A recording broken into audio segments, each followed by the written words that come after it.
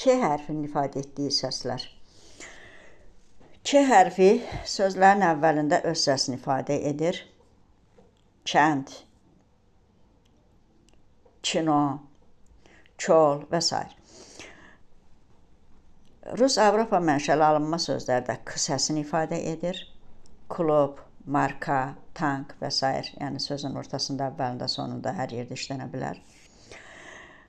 Milli çoxhecalı sözlərdə X, iş səsini ifadə edir. Çiçək, məktub, məktəb və s. Daha doğrusu məktəb milli söz deyil, çiçək, külək və s.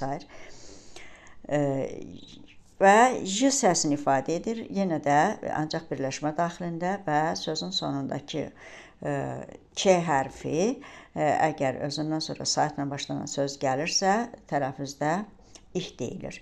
Yəni bunlar həm Q, həm K hərfinin ifadə etdiyi səslər orfoepik qaydalardır, yəni orfoqrafik qayda deyil. Bunlar yazılanda K, E və Q hərfi kimi yazılır, deyiləndə isə fərqli tələffüz olunurlar.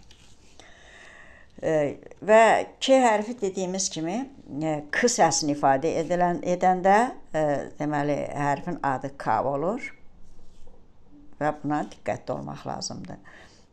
Çünki orada deməli K səsini ifadə edirsə, o hərfi K adlandırmaq olmaz.